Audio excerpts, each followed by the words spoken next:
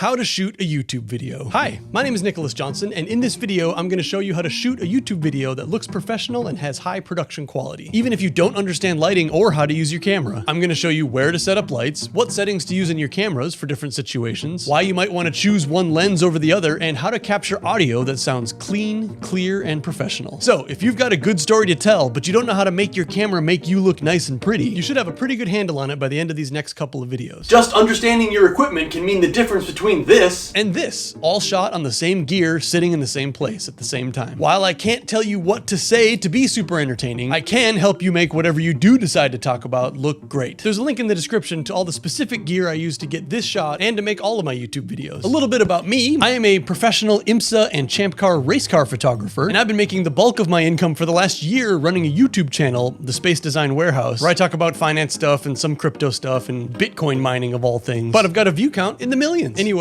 on to the goods. Step 1, choose your location. Before you pull out a camera, before you set up any lights, before you turn on your audio mixer, you're gonna need to choose a place for your setup where you're actually gonna be sitting and talking in your videos. It would be super ideal if this can be a spot that can be dedicated to video. Not having to set up and tear down every single time you wanna record something will make you much more productive. That can be a little cumbersome, and it can get in the way of having the motivation to actually record. If everything's just always set up and ready to go, you'll find yourself able to just go record something when the inspiration strikes. Very good for creativity. The spot you choose for recording is going to trickle down to the choices you're going to need to make for the rest of the process. Which lens you're going to have to choose, where to put the lighting, stuff like that. If you have a small room, you're going to need a different lens than if you're shooting in a giant empty warehouse, for example. And if you're going to be standing up and moving around, let's say in like a DIY woodshop situation, that would inform your choice of microphone. Instead of using a studio microphone like this one, you may be inclined to use a clip-on lav mic so that you can turn around and keep working on something and not worry about having to speak directly into the microphone. I'm going to go over audio separately a little later on. So get an idea of where your space is, how big it is, and how you plan on using it. Step 2, setting up your camera, or cameras if you're going to use more than one angle. For this step in the process, you're going to be setting up the placement of your camera or cameras, but you won't be finalizing all the settings until after you've got your lighting in place. The lights dramatically change how the camera sees everything and how you're going to need to change all those settings. This is the point where you're ultimately going to have to make a choice of lenses. In order to get this nice, soft, out of focus background, you're going to want to get a lens with the largest aperture you can afford with your budget. When you're shopping for lenses, this is the number with the F in front of it. Right now I'm using a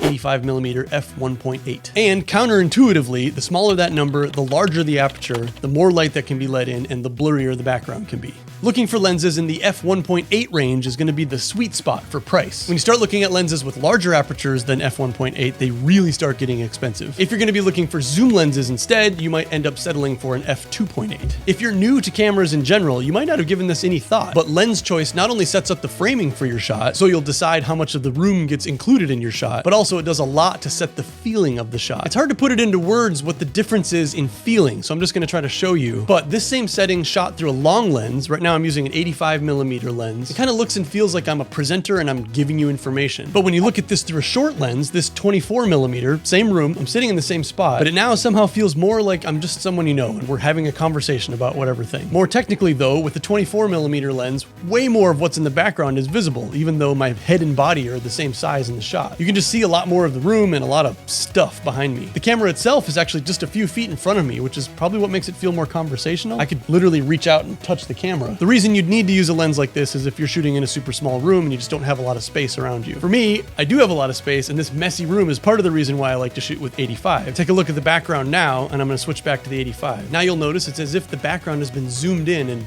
out of focus, so you can't really tell what's going on back there. I only really have to control this area in the room, basically like an outstretched arms amount of the room. So this way you can't even see that there's just cords and open boxes all over the floor. In order to shoot with longer lenses like this though, the camera itself needs to be pretty far away. My camera right now is about 12 feet in front of me, so this wouldn't work in a smaller room. And here's that same framing with the 50mm lens right in between the two. In this shot, the camera's about 8 feet in front of me, and you can see more of the background, but you can't see wall to wall like you could with the 24mm. In addition to the amount of the room you're going to be displaying, your lens choice also, and I find this really interesting, has a huge effect on like the roundness of your face, the shape of your face. 24mm, 50mm, and 85mm each have their own characteristics for how they change the roundness of your face. And this would be something you probably just need to see for yourself to decide what you like better. For me, I think I look best at 85mm. The shorter the lens, the smaller that millimeter number, the more bulbous and round your face will look, which can actually benefit some people's faces for whatever reason. And just for an extreme example, here's the same shot with me about the same size in the frame, but at 14mm. Everything sort of just starts to look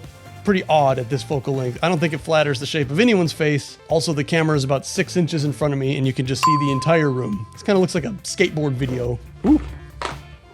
Same room, same chair, lens choice can wildly change the final look. If you have multiple cameras at your disposal, you may want to think about setting up multiple camera angles. This will definitely add more work for you in the edit, but in some cases you may want a top-down shot for projects that you're working on right in front of you, or showing off whatever thing you're talking about.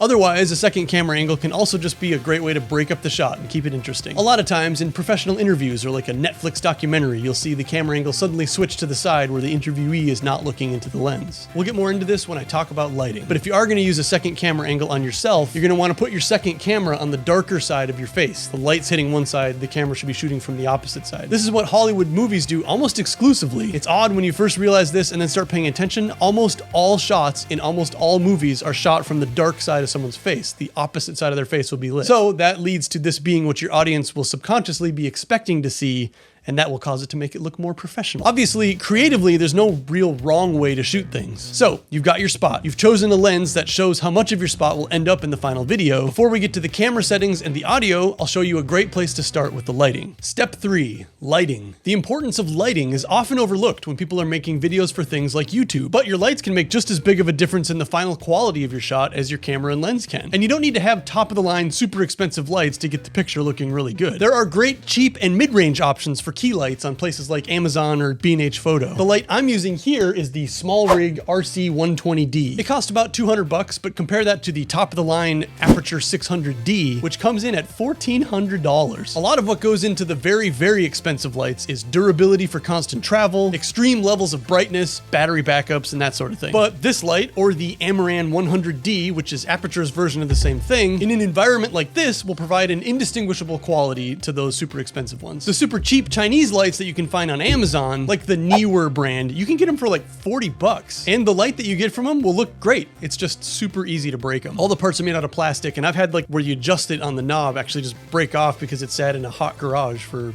the summer. If you watch a lot of tutorials where professionals are setting up their lights for interviews, they'll usually point out how they have their key light, their main light, set to like 30%, because those professional grade lighting rigs are capable of basically reproducing the sun. But for home studios or for shooting interviews or talking headshots like this one, you can get away with the cheaper lighting, especially if you're not going to travel. That said, a bigger light source is a better light source, especially when you're shooting people. I should say lighting people. Especially when you're lighting people. And by that, I mean an actually larger ball of light that's aimed at your face. If the light that's shining on your face is coming from an actually larger source, it'll make all the shadows that fall on your face more soft, more diffused. This is a soft box.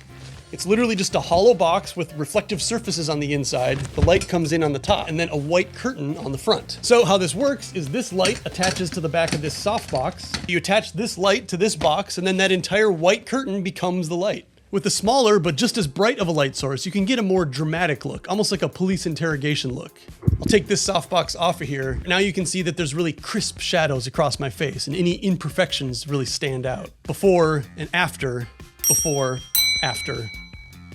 And of course, this type of lighting might be something you want to intentionally do to get a specific look for a specific type of shoot, but generally for interviews or talking headshots, softer light is the way to go. This black grid on the front of the softbox is for control. It basically makes it so the light that comes out of the softbox will only shoot at about a 25-degree angle, which is great for this exact type of setup where I've chosen for my back wall to be sort of dark. Without that grid on there, the light just would blast the whole entire room and just brighten up everything. But again, depending on your circumstances, you might want omnidirectional light just going everywhere. One other thing you might want to keep in mind is the color of your actual walls. I painted all my walls sort of dark gray so that they don't affect so much, but if you have like white walls and you're shooting light at one of the walls, now that wall sort of becomes a light and it's going to shoot the light across the rest of the room. At less of an intensity, of course, but white walls will reflect light. Let's go over each one of the lights in my setup and its purpose. I have this all rigged up onto a bunch of switches. Starting from the back, I have these blue accent lights. I'm just using these cheap RGB sort of brandless lights from Amazon. A bunch of sellers sell these under a bunch of different names, but as long as you're not going to be tossing them around or traveling a lot with them, you can get away with the cheap version of these lights. I like to keep this sort of thing really subtle, but for a lot of YouTube channels, colored lights in the background or washing the entire walls is used pretty widely. These things are fully RGB programmable, so you can just set them on whatever color you want. I just use them to have a little bit of a glow coming up from behind those chairs way in the background, and then on this wall beside me also. Next up are the practicals. That's the term for any actual light that shows up in the setup, like this is an actual light itself. My practicals are just lighting up those planters back there, and then this one pendant light that hangs down from the ceiling. I have my practicals on a dimmer so I can control how much they influence the background of the shot. If you just use a regular light bulb at regular power without dimming it, sometimes it can totally overpower the shot. Moving closer, this next light is called the backlight, sometimes called the hair light. This is a directional can light that's just hitting the back of me and sort of creating a silhouette of light around me. It helps to separate me from the background since the background is dark and the key light only hits me on one side. I have that light coming from the opposite side of the main light on the front. So if your main light is lighting this side of your face, put the backlight on the opposite side of your back. It'll help pull you out of the background a little more. And then all the way at the front, we have our key light.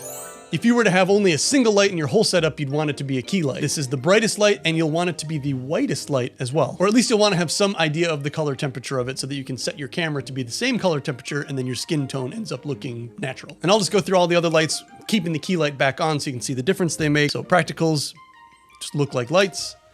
This adds a little bit of highlighting, and then this separates me from the background. The backlight, the hair light. You're gonna wanna start your lighting process by turning off all of the regular lights in the room. The lights in the ceiling just aren't gonna give you what you want, so get rid of them. If you've got a large window in the room that you're gonna be shooting in, you can use that window as a key light. If you just sit so that the window is just off and to your left and a little bit higher than your head, it's a large light source, and if you pull a translucent curtain in front of it, it becomes like a good, even, soft light. But that would mean that you can only shoot when it's daytime, and on cloudy days, it'll be putting out significantly less light than on sunny days, so you're gonna be constantly having to change your camera settings. And of course, if you're shooting towards the end of the day and the sun goes down before you're done, you have to wait for the next day. In an ideal situation, you control all sources of light so that they're always the same and your camera can just be set up and ready to go all the time. You basically get to cut out the whole setup process of your workflow. You can just sit down, hit record on the camera and start going. So if you're planning on getting yourself a key light, let's just go ahead and black out the window. You'll place your key light at about a 45-degree angle and a little bit higher than your head. So to set up your camera, we'll start with your key light at approximately half power. There's probably gonna be a dial for intensity on the back of it. Put it at 50%. And then we'll adjust that after you see the initial camera settings so you can see how it affects the overall picture. So pretty much you'll use your camera settings to set the brightness of the background and the brightness of the room, and then you'll use the intensity of this light to set the brightness of your face in the picture. And then like I said before, your backlight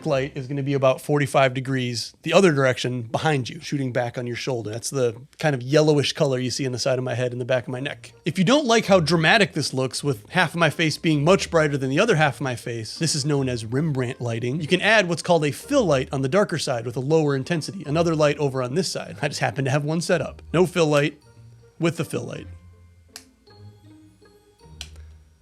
So it's still darker on this side, but those shadows have been filled in. And in this case, I chose a little bit of a warmer light just to contrast the colors on either side of my face. Alternatively, sometimes people use what's called a bounce. You can use a large white object just out of frame. I'm gonna use a couple of pieces of paper just to illustrate what this does, but even just with 2 pieces of white paper on the side of my face, you can see how that already bounces the light from my key light off onto the other side of my face to fill it in. But that would be like a big white thing that's just off of the frame there that would bounce the light off if you don't want to go buy another light and you want a fill light. Now, before we dial in the lighting intensity, let's get your camera initially set up so that everything is exposed properly and you can see what it sees. That way you can make little changes until you're happy with the overall look. So that's camera placement and lighting. Click on this over here to go to the next video about camera settings and setting up audio.